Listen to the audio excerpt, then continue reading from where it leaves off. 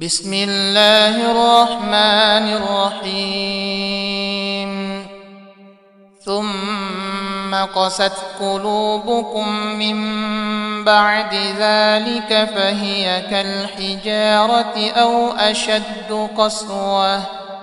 وإن من الحجارة لما يتفجر منه الأنهار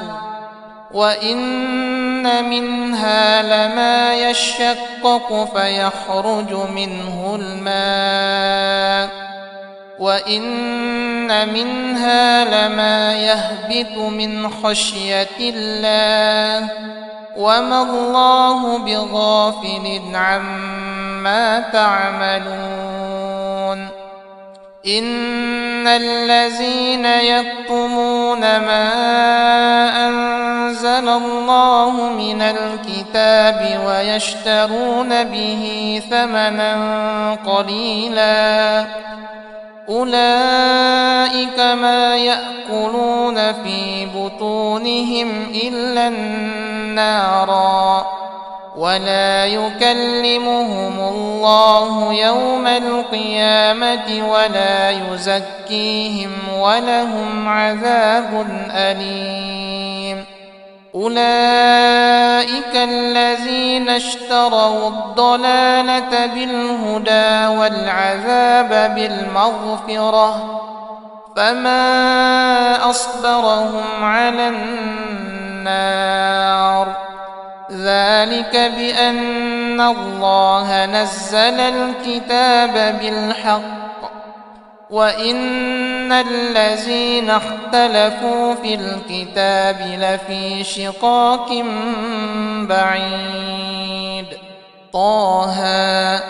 ما أنزلنا عليك القرآن لتشقى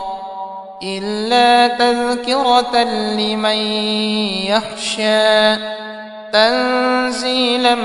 ممن خلق الأرض والسماوات العلى الرحمن على العرش استوى له ما في السماوات وما في الأرض وما بينهما وما تحت الثرى وإن تجهر بالقول فإنه يعلم السر وأخفى الله لا إله إلا هو له الأسماء الحسنى وهل أتاك حديث موسى إذ رأى نارا فقال لأهلهم كثوا إني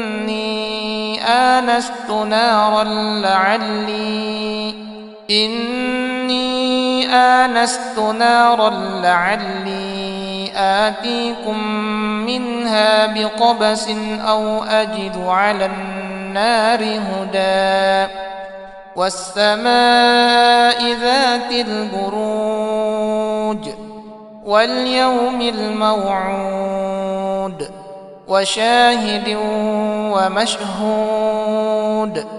قتل أصحاب الأخدود النار ذات الوقود إذ هم عليها قعود وهم على ما يفعلون بالمؤمنين شهود وما نقموا منهم إلا أن يؤمنوا بالله العزيز الحميد الذي له ملك السماوات والأرض والله على كل شيء شهيد إن الذين فتنوا المؤمنين والمؤمنات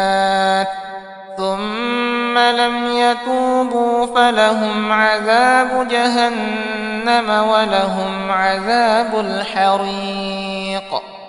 إن الذين آمنوا وعملوا الصالحات لهم جنات تجري من تحتها الأنهار ذلك الفوز الكبير. إن بطش ربك لشديد إنه هو يبدئ ويعيد وهو الغفور الودود ذو العرش المجيد فعال لما يريد. هل أتاك حديث الجنود فرعون وثمود بل الذين كفروا في تكذيب والله من ورائهم محيط بل هو قرآن مجيد في لوح محفوظ. بسم الله الرحمن الرحيم. أعوذ بكلمات الله التامات من شر ما خلق. أعوذ بكلمات الله التامات التي لا يجاوزهن بر ولا فاجر من شر ما خلق وبرأ وزرأه ومن شر ما ينزل من السماء ومن شر ما يعرج فيها ومن شر ما ذرأ في الأرض ومن شر ما يخرج منها ومن فتن الليل والنهار ومن توارق الليل والنهار إلا طارقا يطرق بخير يا رحمن حسبنا الله ونعم الوكيل. اللهم اكفنيهم بما شئت